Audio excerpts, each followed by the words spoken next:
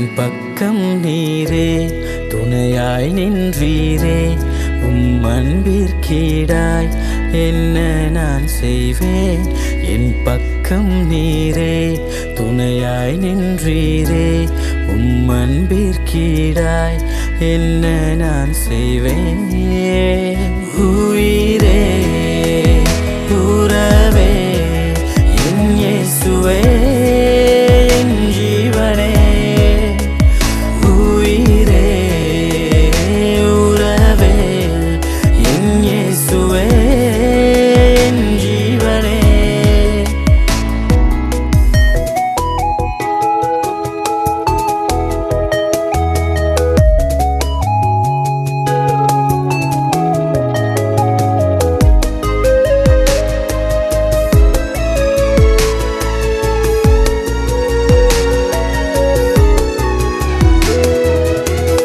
உடைந்து போன என்னை உருவாக்கினீரே, என்னை சரே தகுதியற்ற என்னையும் ஏற்றுக்கொண்டீரே.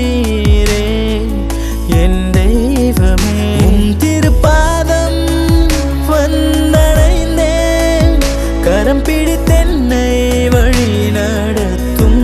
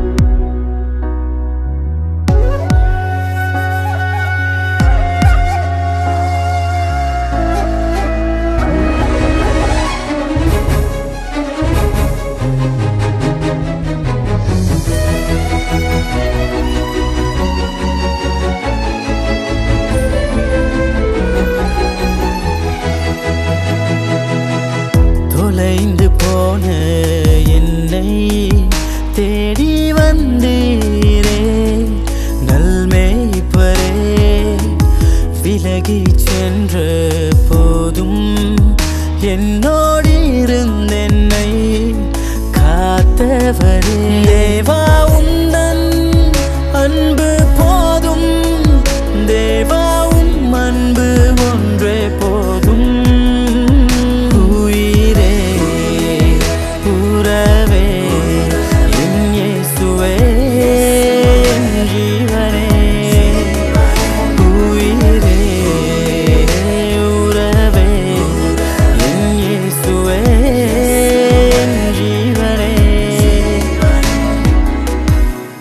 என் பக்கம் நீரே துணையாய் நின்றீரே, உம் அன்பிற்கீடாய் என்ன நான் செய்வேன்.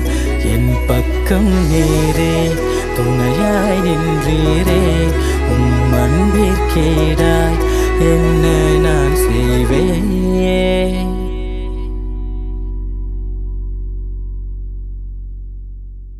தென் தேசத்து ராஜஸ்திரி சாலமோனுடைய ஞானத்தை பார்க்கும்படிக்கும் கேட்கும்படிக்கும் புறப்பட்டு வந்தார்.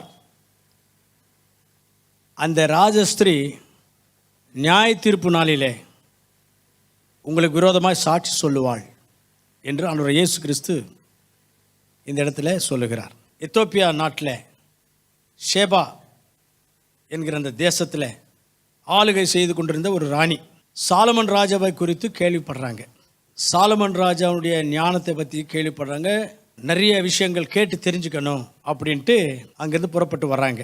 இந்த ராணி, இந்த ஷேபா நாட்டினுடைய ராணிகிட்ட இருக்கிற விசேஷங்கள் என்ன என்று பார்க்கும் பொழுது ஒரு 7 விசேஷங்கள் இந்த அம்மாவுடைய வாழ்க்கையிலேருந்து நம்ம பார்க்க போகிறோம். முதலாவது, இந்த ஷேபா தேசத்து ராணி ஒரு அந்நிய ஸ்திரீ. ஆனாலும் சாலமன் ராஜாவை குறித்து கேள்விப்பட்டு அவரை போய் பார்க்கணும், என்ன இப்படி சொல்கிறாங்களே அவரை பற்றி, அவரிடத்துல போய் சில விஷயங்களை கேட்கணும், அந்த ஞானத்தை நாமும் கற்றுக்கொள்ளணும் அப்படின்ட்டு சாலமன் ராஜாவினிடத்திற்கு வருகிறாள்.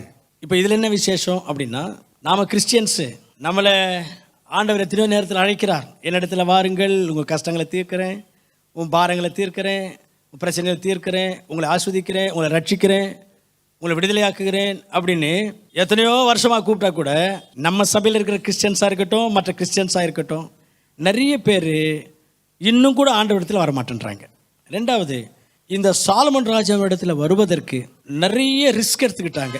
1500 மைல் தூரம், ஒரு நாளைக்கு சராசரியாக 20 மைல் தான் நடக்க முடியும். எத்தனை இரவுகள், எத்தனை பகல்கள், எவ்வளோ வெயில், எவ்வளவு மழை காலமாக இருக்கும், எத்தனை மேடுகள், எவ்வளோ பள்ளங்கள், மலைப்பாதை, வனாந்தர பாதை, எவ்வளோ பெரிய ரிஸ்க் அது.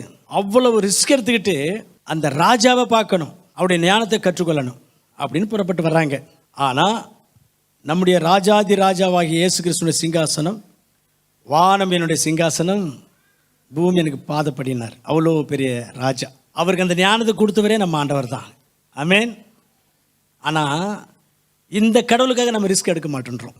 அப்போ இந்த ராஜாவுக்காக நம்ம என்ன ரிஸ்க் எடுக்கிறோம்? எவ்வளோ ரிஸ்க்காக இருக்கட்டும், எவ்வளோ கஷ்டமாக இருக்கட்டும், எவ்வளோ ஹார்டாக இருக்கட்டும், கடினமான ஒரு பாதையாக இருக்கட்டும், கடினமான சூழ்நிலையாக இருக்கட்டும், நான் ஆண்டவருடைய ஆலயத்துக்கு போகிறது தான், ஆண்டவருடைய ஊழியத்துக்கு போகிறது தான், நான் ஆண்டவருக்காக வசனத்தின்படி வாடுறது தான். அதனால என்ன பிரச்சனை வந்தாலும் பரவாயில்லை. ஏதாகிலும் ஒரு ரிஸ்க் எடுக்கிறோமா? என்ன ரிஸ்க் எடுத்துருக்கிறோம்? நீங்கள் தான் யோசிக்கணும். ஆண்டவருக்கு பின்பற்றுகிற விஷயத்தில் யாரெல்லாம் சொகுசாக இருக்கணும்னு நினைக்கிறாங்களோ அவங்கள பற்றி பைபிள் என்ன சொல்லுதுன்னா, அவங்கெல்லாம் உயிரோட செத்தவர்கள் அப்படின்னு இருக்குது. இது ரெண்டாவது விஷயம். மூணாவதாக, சாலமன் ராஜாவிடத்தில் இருக்கிற ஞானத்தை நான் கற்றுக்கொள்ளணும், நான் பெற்றுக்கொள்ளணும். இதுக்காக எவ்வளோ பணத்தை செலவு பண்ணுறாங்க, எவ்வளோ டைமை செலவு பண்ணுறாங்க. அப்போ பணத்தையும் செலவு பண்ணுறாங்க, நேரத்தையும் செலவு பண்ணுறாங்க. காரணம், அந்த சாலமன் ராஜா கிட்ட இருக்கிற அந்த ஞானத்தை நான் கற்றுக்கொள்ளணும், அந்த ஞானத்தை நான் பெற்றுக்கொள்ளணும், அந்த சாலமன் ராஜாவிடத்தில் இருக்கிற அந்த ஞானத்தை நான் பார்க்கணும். அருமையான கர்த்தர் பிள்ளைகளே, பைபிள் நமக்கும் என்ன சொல்ல தெரியுங்களா? ஆண்டவரை அறிகிற அறிவில், ஞானத்தில் வளர வேண்டும் அப்படின்னு சொல்லுது. நாம் அதுக்காக எந்த நேரத்தையும் செலவு பண்ண மாட்டேன்றோம், எந்த பணத்தையும் செலவு பண்ண மாட்டேன்றோம். சும்மா சர்ச்சுக்கு வந்துட்டு போயிட்டா போதும் அப்படின்னு நினைக்கிறோன்னு சொன்னால் நாம் எந்த அளவுக்கு நமக்கு நஷ்டம் என்பதை யோசிக்கணும். ஞானத்தினுடைய அருமை தெரியாதவங்களாக இருக்கிறோம். அதனால தான் ஆண்டவர் அந்த ஷேபா தேசத்து ராஜஸ்திரியை நமக்கு ஒரு முன்னுதாரணமாய் காட்டுகிறார். நாலாவதாக, ஷேபா தேசத்தினுடைய ராஜஸ்திரியின் இடத்துல நாம் பார்க்கக்கூடிய நாலாவது விசேஷம் என்ன என்று பார்த்தால், சாலமன் ராஜாவின் இடத்துல வர்றாங்க. அவங்க ஏற்கனவே ராஜ்யத்தை ஆளுகை செய்கிற ஒரு ராணி, இவரும் ராஜ்யத்தை ஆளுகை செய்கிற ஒரு ராஜா. 2 பேரும் ஆட்சியாளர்கள், 2 பேரும் சந்திக்கிறாங்க. இந்த அம்மா அவரிடத்துல நிறைய விஷயங்களை கேட்டு தெரிஞ்சுக்கிச்சான். 1 ராஜாக்கள் 10ஆம் அதிகாரத்தில் நம்ம அதை வாசிக்கிறோம். நிறைய விஷயங்கள், கஷ்டமான விஷயங்கள் எல்லாம் கேட்டுச்சான். ஷி ஆஸ்ட் டிஃபிகல்ட் கொஸ்டின்ஸ் அப்படின்லாம் பைபிள் இருக்குது. கஷ்டமான விஷயங்கள்லாம் கேட்டுச்சான். எல்லா விஷயங்களுக்கும் அவர் பதில் சொன்னாராம், எல்லா விஷயங்களுக்கும் விடை சொன்னாராம். அவரிடத்துல ராஜ்யத்தை ஆளுகை செய்யக்கூடிய காரியங்கள், வெற்றியாய் நாட்டை ஆளக்கூடிய காரியங்கள், நாட்டில் வருகிற பிரச்சனைகளை தீர்த்து கொள்வது எப்படி என்கிற காரியங்கள், ராஜ்யத்தை எப்படி வழி நடத்தணும் என்கிற விஷயங்கள்லாம் நிச்சயமாக கேட்டிருப்பாங்க. அதெல்லாம் அவ்வளோ டீட்டெயிலாக இங்கே இல்லை. ஒரு ஆட்சியாளர் இன்னொரு ஆட்சியாளரை பார்க்கும்போது இப்படிப்பட்ட விஷயங்கள் தான் பேசிக்குவாங்க. கிரிக்கெட் பற்றியா பேசிக்குவாங்க. அதனால் இப்படிப்பட்ட விஷயங்கள் எல்லாம் இந்த அம்மாவுக்கு அவர் விளக்கமாக சொன்னார், எல்லாவற்றுக்கும் பதில் சொன்னார் என்று நாம் இங்கே வாசிக்கிறோம். அதாவது இந்த ராஜஸ்திரீ தனக்கு தெரியாத காரியங்கள், அறியாத காரியங்கள், விளங்காத காரியங்கள், தெரிந்து கொள்ள வேண்டிய காரியங்கள் எல்லாம் சாலமன் ராஜாவிடத்தில் கேட்டு அறிந்து கொண்டார்கள், புரிந்து கொண்டார்கள், அந்த ஞானத்தை கற்றுக்கொண்டார்கள் என்பது 4வது விசேஷம். நமக்கும் ஆண்டவர் அதை தான் சொல்கிறாரு. எரேமியா 33:3 உங்களுக்கு அறியாத காரியங்கள், உங்களுக்கு புரியாத காரியங்கள் என்கிட்ட கேளுங்க, நான் உங்களுக்கு சொல்கிறேன். ஆண்டவர் சொல்கிறா இல்லையா? வாசிங்க எரேமியா 33:3.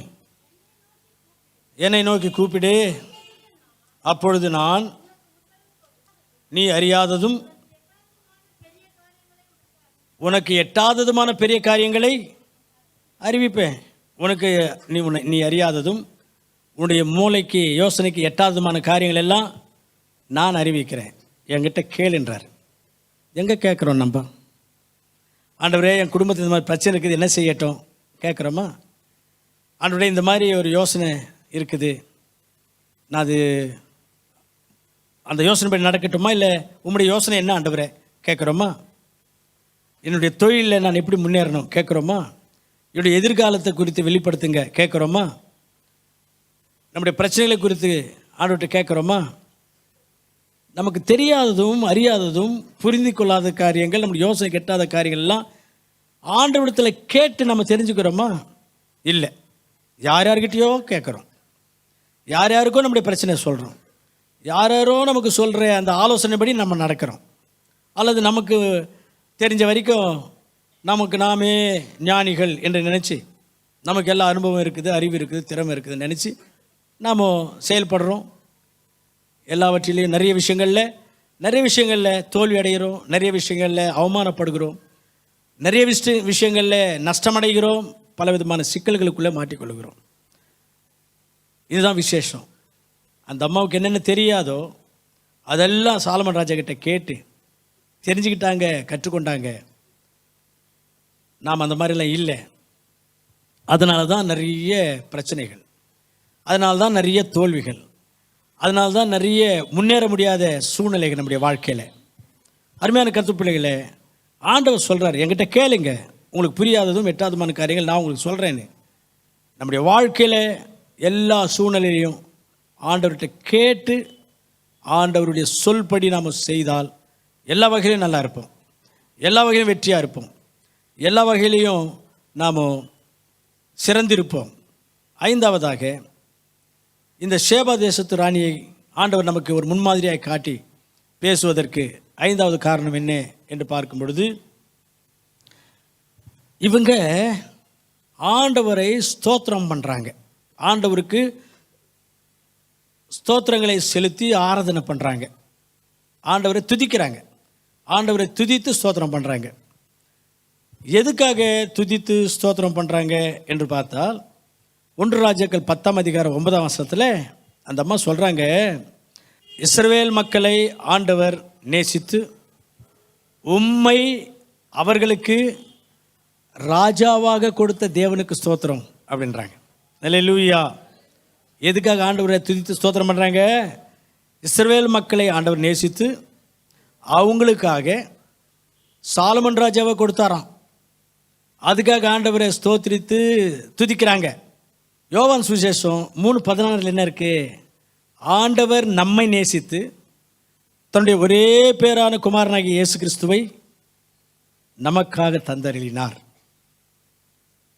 ஆண்டவர் உன்னை நேசித்து, என்னை நேசித்து, அவர் ஒரே பேரான குமாரனாகிய இயேசு கிறிஸ்துவை நமக்காக தந்தருளினார். நாம் எந்த அளவுக்கு துதித்து ஸ்தோத்திரித்து ஆராதனை பண்ணுறோம்? ஒவ்வொரு நாளும் காலையில் ஆண்டவர் ஸ்தோத்திரம் பண்ணி துதித்து ஆராதனை பண்ணணுமா இல்லையா? ஆண்டவரே, உம்முடைய குமாரனை, ஒரே பேரான குமாரனை எனக்காக பலியாகமாய் ஒப்பு கொடுத்தீங்களேப்பா, எனக்காக மரிக்கும்படி ஒப்பு கொடுத்தீங்களே, இந்த அன்புக்கு ஈடாக நான் என்ன செலுத்துவேன்? என்னிடத்தில் என்ன காரணம் இருக்குது, என்ன முகாந்திரம் இருக்குது? எனக்காக, பாவியாக எனக்காக உன்னுடைய பரிசுத்த குமாரனை பலியாக கொடுத்தீங்களேப்பா, எப்படி நான் பாடுவேன், என்ன சொல்லி நான் துதிப்பேன் என்று சொல்லி ஆண்டவரை காலையிலையும் மாலையிலையும் நேரம் கிடைக்கும் போதெல்லாம் துதித்து ஸ்தோத்திரித்து ஆராதனை செய்யணுமா இல்லையா? நமக்காக அவருடைய குமாரனை கொடுத்தார். இஸ்ரவேல் மக்களுக்காக சாலமன் ராஜாவை கொடுத்தாராம் ஆண்டவர். அதுக்காக அந்த தேசத்து ராணி ஆண்டவருக்கு துதி ஸ்தோத்திரங்களை சமர்ப்பிக்கிறாங்க. நமக்காக ஆண்டவர் தன்னுடைய குமாரனை கொடுத்தாரு. நாம் எந்த அளவுக்கு அவரை துதிக்க ஆராதிக்க ஆயத்தப்படுறோம், வாஞ்சிக்கிறோம், எந்த அளவுக்கு நாம் ஆண்டவர் துதித்து ஆராதனை செய்ய மகிழ்ச்சியாக இருக்கிறோம், உற்சாகமாக இருக்கிறோம். ஆராதனை நேரத்துக்கே வர்றது இல்லையா? நம்ம சில பேர் ஆராதனை நேரமெல்லாம் முடிஞ்சிட்டு பிரேக்கிங் பிரெட் கொடுக்குற நேரத்தில் அல்லது காணிக்க போடுற நேரத்தில் அப்போ வர்றாங்க. இதில் ஒரு விசேஷம் என்னென்னா, வீட்டிலேருந்து வர்றவங்க இவங்கெல்லாம் வீட்டிலேருந்து வர்றவங்கன்னா டியூட்டி செய்கிறவங்க இல்லை, டியூட்டி இல்லாதவங்க, ஃப்ரீயாக இருக்கிறவங்க, பக்கத்தில் இருக்கிறவங்க, சர்ச்சுக்கு அருகாமையிலே இருக்கிறவங்க. ஏன் அது மாதிரி? அந்த அந்த அந்த ஆண்டவர் தன்னுடைய குமாரன் நமக்காக பலியாகமாக கொடுத்த அந்த அன்பை நாம் உணர்றதில்லை, அதை யோசிக்கிறதில்லை, அதை சிந்திக்கிறதில்லை.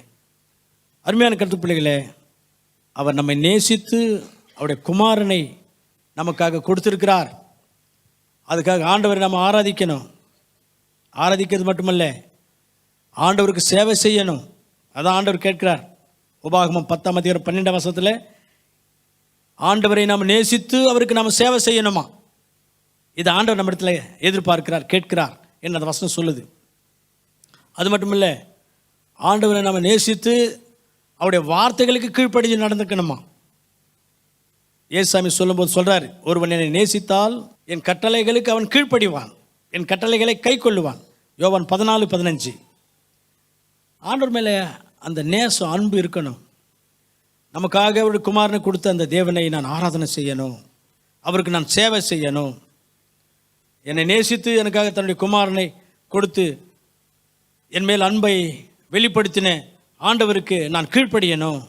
இப்படிலாம் யோசிக்கணுமே. இந்த யோசனை நமக்கு இல்லை. அதனால தான் ஆண்டவர் அந்த சேபா தேசத்து ராணியை நமக்கு முன்பாக விசேஷமாக காண்பிக்கிறார். இது 5வது விஷயம். 6வதாக, இந்த சேபா தேசத்து ராணி உடைய வாழ்க்கையில் நாம் காணக்கூடிய 6வது விசேஷம் என்ன என்று பார்த்தால், அவள் சாலமன் ராஜாவை கனம் பண்ணினாள்.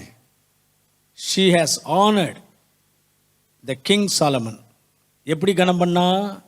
நிறைய வெகுமதிகளை கொண்டு வந்து சாலமன் ராஜாவுக்கு கொடுக்குறாங்க. நமக்கு பைபிள் ஒரு வசனம் இருக்குது.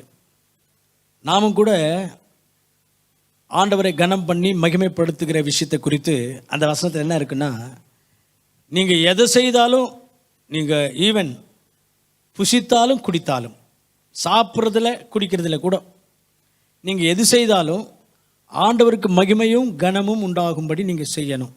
அப்படி தான் நமக்கு பைபிள் சொல்லுது. 1 கொரிந்தியர் 10:31 1 கொரிந்தியர் 10:31. நீங்கள் புசித்தாலும் குடித்தாலும் எதை செய்தாலும் ஆண்டவருக்கு மகிமை உண்டாகும்படி செய்யணும். அப்போ ஆண்டவரை நாம் செய்கிற எல்லா காரியங்கள்லேயும் அவரை மகிமைப்படுத்தணும், அவரை கனம் பண்ணணும். நாம் இந்த விஷயத்தில் தவறுகிறோம். அதனால்தான் அந்த சேபா தேசத்து ராணியை ஆண்டவர் நமக்கு விசேஷமாக ஒரு முன்மாதிரியாக காண்பிக்கிறார். 7வதாக, சேபா தேசத்து ராணி சாலமன் ராஜாவுக்கு நிறைய வெகுமதிகளை கொடுத்தாங்க. அதுக்கு பதிலாக அவரிடத்தில் நிறைய வெகுமதிகளை பெற்றுக்கொண்டாங்கன்னா சாலமன் ராஜாவே அந்த அம்மாவுக்கு மறுபடியும் அவர் சார்பாக நிறைய வெகுமதிகளை கொடுக்கிறார். இந்த அம்மா என்னென்ன வெகுமதிகள் கொடுத்தாங்க அப்படின்னு 10ஆம் வசனத்தில் இருக்குது.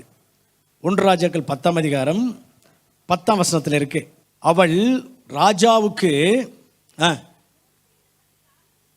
120 தாலந்து பொன்னையும் மிகுதியான கந்தவர்க்கங்களையும் ரத்தினங்களையும் கொடுத்தாள். சரி, அப்போ நிறைய வெகுமதிகளை இந்த அம்மா ராஜாவுக்கு கொடுக்குறாங்க. 13ஆம் வசனத்தில் நம்ம படித்தா அதுக்கு பதிலாக இவர் அந்த அம்மாவுக்கு நிறைய வெகுமதிகளை கொடுக்குறார். ராஜாவாகிய சாலமன் தாமே சந்தோஷமாய் ஷேபாவின் ராஜஸ்திரீக்கு வெகுமதிகளை அவரும் திருப்பி தரார். சரிங்களா? இந்த அம்மாவும் வெகுமதிகள் கொடுத்தாங்க, அவரும் ரொம்ப தேங்க்ஸுங்க, காட் பிளஸ் யூ அப்படின்னு சொல்லிட்டு ஜெபம் பண்ணி அனுப்பலை, அவரும் மறுபடியும் வெகுமதிகளை கொடுக்குறார். அது மட்டும் இல்லைங்க, இன்னொரு முக்கியமான விஷயம் இருக்குது. என்னவா? அவள் விருப்பப்பட்டு கேட்டது எல்லாவற்றையும் கொடுத்தார். அந்த அம்மா என்னென்ன விருப்பப்பட்டுச்சோ சொல்லணுன்னா, சாலமன் ராஜாவுடைய ஆஸ்தானத்தில் அவருடைய நாட்டில் நம்மளை அட்ராக்ட் பண்ணக்கூடிய, நாம் விரும்பக்கூடிய, நம்ம ஆசைப்படக்கூடிய நிறைய விஷயங்கள் இருக்கும். காரணம், அவர் ஆண்டவருடைய தெய்வீக ஞானத்தை பெற்றுக்கொண்டு எல்லாவற்றையும் செய்தவர். இப்போ இந்த அம்மா போய் அப்படி பார்க்கும்போது எதெல்லாம் அந்த அம்மாவுக்கு கண்ணில் இது நமக்கு இருந்தால் நல்லா இருக்குமே, இது கொண்டு போனால் நல்லா இருக்குமே, ராஜா கிட்ட கேட்டு வாங்கிக்கலாமே அப்படின்னு நினைக்கிறாங்களோ அதெல்லாம் கேட்டிருக்கிறாங்க. அந்த அம்மா விருப்பப்பட்டு கேட்ட எல்லாவற்றையும் ராஜா கொடுத்துட்டார். அருமையான கருத்து பிள்ளையில் இது நமக்கு என்ன ஒரு வசனத்தை ஞாபகப்படுத்துதுன்னா, கொடுங்கள் உங்களுக்கு கொடுக்கப்படும் அப்படின்னு சொன்னார் பார்த்தீங்களா? அந்த விஷயந்தான் இங்கே நடக்குது. நாமும் கூட ஆண்டவருக்கு கொடுத்து ஆண்டவர்கிட்டருந்து நாம் பெற்றுக்கொள்கிற ஒரு அனுபவம் ஒரு சிறந்த பெரிய ஒரு அனுபவம். அந்த அம்மா விரும்பினதெல்லாம் கொடுத்தாங்க. அந்த அம்மா விருப்பப்பட்டு கேட்டதெல்லாம்.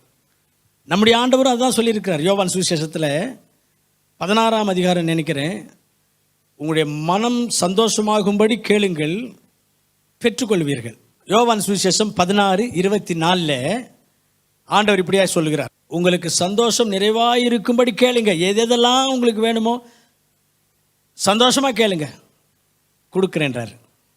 சாலமன் ராஜாவை போல தான், சாலமன் ராஜாவை போல தான் கூட சொல்லக்கூடாது, அதை விட அதிகமாக. ஏன்னு சொன்னால் எபேசி 3:20 இன்னொரு வசனம் இருக்குது, நாம் நினைப்பதற்கும் ஜெபிப்பதற்கும் மேலான காரியங்களை தருகிறார். நாம் யோசித்து கூட பார்த்துருக்க மாட்டோம், அப்படிப்பட்ட காரியங்களை ஆண்டவர் நமக்கு தருகிறார். சாலமன் ராஜாவோட இவர் சிறந்தவராச்சே, சாலமன் ராஜாவோட பெரியவராச்சே, அப்படி தான் நமக்கு தருவார். இந்த அனுபவம் நிறைய பேருக்கு இல்லை. ஆண்டவருக்கு கொடுத்து அவருடைய கரத்திலேருந்து திரளாய் பெற்றுக்கொள்கிற அனுபவம் இல்லை. அதனால தான் ஷீபா தேசத்து ராணியை ஆண்டவர் நமக்கு ஒரு முன்னுதாரணமாய் காட்டி நம்மோடு கூட பேசி கொண்டிருக்கிறார். ஆக அருமையான கருத்து பிள்ளைகளே, சேபா தேசத்து ராஜஸ்திரீ வாழ்க்கையிலிருந்து ஒரு 7 விசேஷங்கள் நம்ம பார்த்தோம். அதன் மூலமாய் அருமையான ஒரு 7 சத்தியங்களை கற்றுக்கொண்டோம். அதை நாம் மீண்டும் மீண்டும் தியானித்து அந்த சத்தியங்களின்படி ஜீவித்து கர்த்தரை மகிமைப்படுத்த கர்த்தர் நமக்கு கிருபை செய்வாராக. ஜெபம் செய்வோம். எங்களை நேசிக்கிற பரலோகத்தின் பிதாவே, இந்த ஆசீர்வதிக்கப்பட்ட நாளுக்காக நன்றியோடு துதிக்கிறோம், ஸ்தோத்திரிக்கிறோம். ஆண்டவரே கர்த்தாவே, சாலமன் ராஜாவை பார்க்கும்படிக்கு அவருடைய ஞானத்தை ஆண்டவரை கற்றுக்கொள்ளும்படிக்கு உலகத்தில் உள்ள அநேக நாடுகளிலிருந்து அநேகர் வந்தாங்க. ஆனாலும் ஆண்டவரே, சேபா தேசத்து ராணியை குறித்து உம்முடைய பிரசங்கங்களில் நீர் முன்னுதாரணமாய் அவர்களை காண்பித்து அவருடைய வாழ்க்கையிலிருந்து அருமையான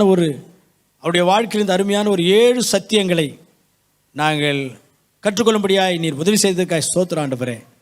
அவைகளை மறுபடியும் நாங்கள் தியானித்து அதன்படி வாழ உம்மை மகிமைப்படுத்த ஆண்டவரே, எங்களை குறித்து நீரும் சாட்சி சொல்லும் வகையில் எங்களுடைய வாழ்க்கையை நாங்கள் ஆண்டவரே வாழ்ந்து காட்ட எங்களுக்கு உதவி செய்ய வேண்டும், வழிநடத்த வேண்டும் என்று இயேசுவின் நாமத்தில் ஜெபிக்கிறோம் நல்ல பிதாவே, ஆமென். பிதாவாகிய தேவனுடைய அன்பும் குமாரனாகிய இயேசு கிறிஸ்துவின் கிருபையும் பரிசுத்த ஆவியானுடைய அந்யோன்ய ஐக்கியம் நம்ம எல்லோருக்கும் துணையாக இருந்து காத்து ஆசீர்வதித்து அநேகருக்கு ஆசீர்வாதமாக நம்மை வழி நடத்துவதாக. ஆமென், ஆமென்.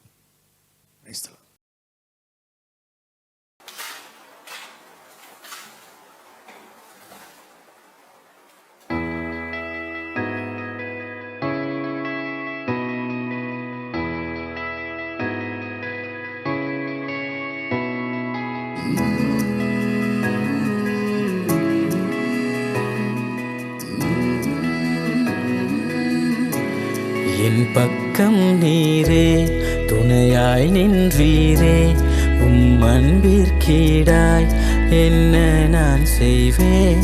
என் பக்கம் நீரே துணையாய் நின்றீரே, அன்பிற்கீடாய் என்ன நான் செய்வேன். உயிரே உறவே என் இயேசுவே என் ஜீவனே,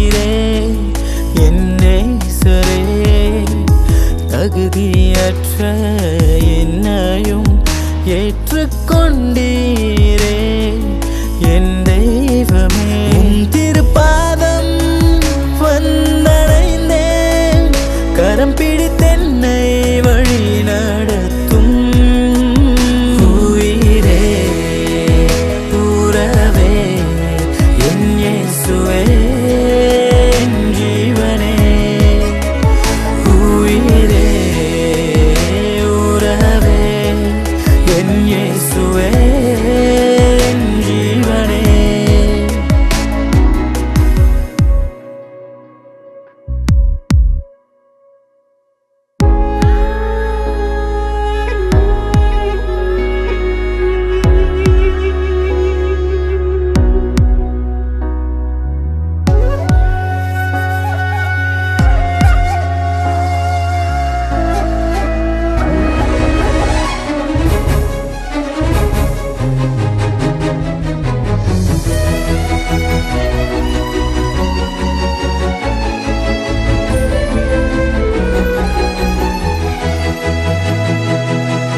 தொலைந்து போன என்னை தேடி வந்தீரே நல்மேய்ப்பரே. விலகி சென்ற போதும் என்னோடு இருந்தென்னை காத்தவரே. தேவா உந்தன் அன்பு போதும், தேவா உம் அன்பு ஒன்றே போதும். உயிரே உறவே என் இயேசுவே என் ஜீவனே.